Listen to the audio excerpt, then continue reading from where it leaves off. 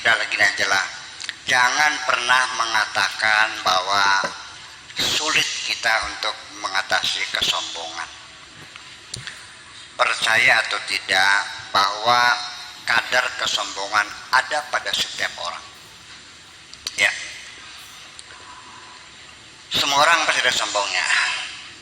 Hanya tingkat kadarannya itu bahwa sombong, marah, sedih, kecewa, mengkel, dendam, ketuon, ragu-ragu, bimbang, dan semua ini banyak ratusan. Itu formasinya adalah presentasinya sombong itu jangan lebih dari 2,5%.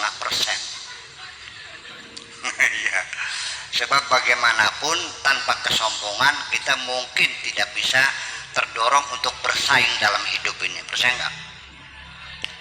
Masa kalah? Iya dong. Kalau nggak ada itu kita kan tidak bisa bersaing hidup dong. Tetapi itu kesombongan yang terkendali. Bahkan kadang-kadang dibedakan kesombongan dengan semangat itu akan dibedakan. Antara hasud dengan ghibtah itu juga dibedakan. Itu jadi daripada kita menggunakan latifah yang nanti kepada paham semuanya. Jadi aja lah. Jadi maksudnya begini, kita punya nafsu. Allah tidak menyuruh kita menumpas nafsu. Tidak. Kalau tidak ada nafsu, percaya, mangsa enak ngemek pupune rapi. Terjamin. Kenyanyes. Iya, mangan sate nggak ada rasanya, nggak ada nafsunya kok. Tetapi kan di situ tugas kita mengendalikan nafsu. Marah juga sama, mengendalikan marah. Sombong juga sama, mengendalikan sombong. Begini maksud saya. Begitu muncul kesombongan dengan kesadaran kita, aja sombong. Di majeng suara kesana. Iya, bisa. Sakarullah mana? Kok nongol manis? Sama seperti begini. Jadi kalau sudah kita perlawanan yang terus menerus, bukan menghilangkan.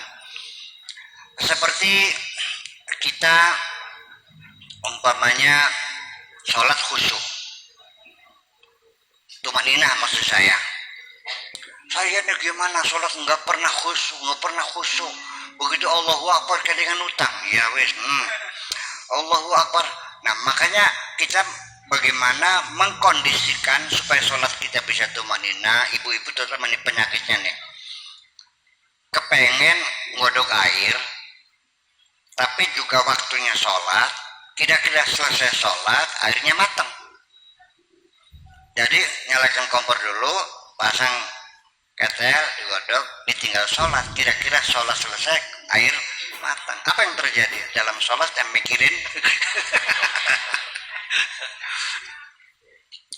Begitu juga ibu-ibu ketika suami pulang dari kantor, lapar kan? Makan dulu apa suruh sholat dulu? Betul, cerdas. Supaya sholatnya khusyuk. Kalau sholat dulu nanti supaya makannya khusyuk. Nah, jadi kapan kita bisa sholat khusyuk? Bukan berarti kita khusyuk tidak ingat apa, bukan. Tetap ada orang ngetok pintu kita mendengarkan. Jumlah rakaat kita sadar. Dan ini selalu semua sama. Allahu Akbar, alhamdulillah rabbil alamin. Iya, kita kudu utang ini warung belum bayar. Iya kan abu dua, iya kan saya laki di teka-teka temen mungkin kan. Kodingin bagi sembahyang sih rakyat. Oke. Injina suratul mustaqim. Lah. Uang di dompet kok kurang 500 sih. Ntar dulu. Udah, lagi sholat, jangan dari situ. Oh iya. Injina suratul mustaqim. Waladhdallin, amin. Teng satu. Teng lor bertemu 3 jam dingin gitu. Sampai yakin ya 10. Iya, jangan hitung jam lagi sembahyang. Jadi ketika kita terus berjuang, ngelayap lagi, tarik lagi, jangan. Itu sudah khusyuk kok. Ada perlawanan yang penting, paham nggak? Iya, jangan berharap. Nah, kecuali beberapa orang, makanya ada orang kita nanti dibandingkan dengan marah tadi ya, seperti dalam sholat aja sekaligus. Nabi Muhammad pernah memberikan sayembara siapa yang sholatnya khusyuk dapat sorban. Ya, pernah dengar kan? Nah, Allah Akbar, nggak bisa mikir, dah lulus, Allah lulus, sampai akhirnya ada satu sahabat yang mau assalamualaikum, oleh sorban. Mana sorbannya? Nggak bisa. Kenapa? Kamu sebelum salam ingat sorban kan? Iya, nggak ada. Semuanya begitu. Itu Nabi menyaksikan sendiri. Nah, ternyata yang lulus apa? Sayyidina Ali karamallahu wajh. Sampai di mana keusuhannya? Sampai ketika punggungnya terpanah, ketika akan dicabut oleh dokternya, dia kesakitan, dia minta tunggu sebentar, aku wudhu dulu, aku mau sholat. Ketika aku sedang sholat, silahkan dicabut panahnya. Ketika dia sedang sholat, panah dicabut, selesai sholat, Ali bertanya, sudah dicabut belum? Sudah. Artinya tidak terasa.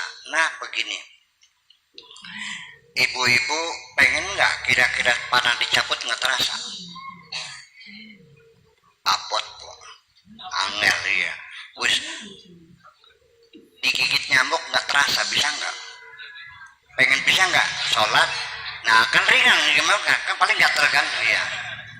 Itu juga sulit, pasti terasa, betul nggak?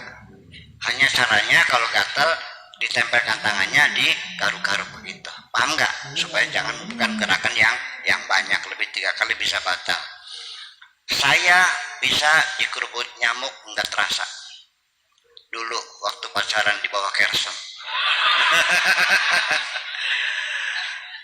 Pulang-pulang bentol semua nih, masya Allah. Nah berarti rahasianya orang yang bisa khusyuk itu ketika cintamu sudah hebat kepada Allah. Paham? Itu saja. Maka kesombongan pun sama.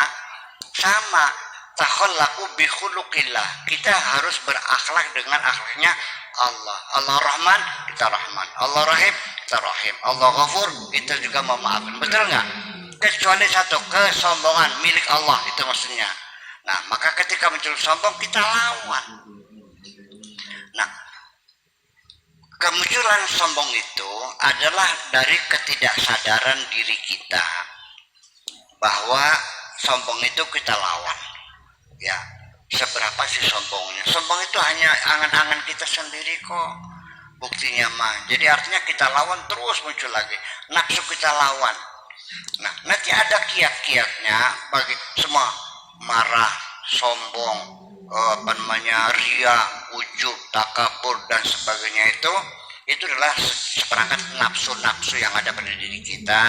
Itu apalagi kita seorang nabi saja mengatakan wa ma ubari'u nafsi inna nafsa la ammaratum bisu. Gitu. Nah, tidak bisa melawan nafsu. Ini artinya bahwa ungkapan yang semacam itu, ini kalau nggak salah mah ini ungkapan Siti Zulaikha yang lagi tergila-gila kepada Nabi Yusuf, kan begitu. Ada ini karena yang mengatakan Al-Quran di sini bahwa nafsu itu tidak bisa kita melepas nafsu, selalu ngajaknya nggak benar. Tapi ada kalimat yang terakhir, illa ma rahima rabbi, kecuali kalau disayang oleh Allah. Jadi kuncinya supaya kita bisa menguasai nafsu kita bukan melawan nafsu. Nafsu nggak bakal kalah. Ditampak Melayu teka maning, ditendang pelojotan tanya maning. Ya, kamunya melek, nafsunya melek. Kamunya tidur, nafsunya melek. Sirane ngatek, nafsunya, sirane dodok, nafsunya ngatek. Jadi kita, oleh karena itu illa marahimah rabbi, satu isyarat bahwa nanti akhirnya mah yang bisa mengendalikan nafsu orang yang disayang oleh Allah. Jadi caranya bukan melawan nafsu, tetapi kita mengalihkan perhatian bagaimana kira-kira Allah sayang sama kita. Betul enggak? Jadi pripun caranya supaya Gusti Allah emaning sampeyan. Jadi nanti Allah yang mengurangi volume nafsunya, dikeret nafsunya kan gitu. Tapi tetap nggak akan dihabisin. Jadi dari 20 dikeret jadi tinggal 5 gitu. Nah ini juga nanti bisa naik turun ya, kita nanya ibu-ibu, pernah nggak Bu suatu ketika sholatnya rajin banget, pernah nggak? Pernah nggak suatu ketika sholatnya malas banget, pernah nggak? Nah itulah volume itu naik turun. Nah ketika nafsu kita mencekam, itu berarti kita lagi menjauh dari Allah. Ya maka segera kita dekatkan diri lagi kepada Allah Subhanahu wa Ta'ala. Jadi jangan pernah mengatakan sulit menumpas nafsu, karena kita tidak disuruh menumpas nafsu. Jangan mengatakan sulit menumpas kesombongan, karena kita tidak disuruh menumpas kesombongan. Tapi yang penting kita mengendalikan diri. Gitu. Makasih.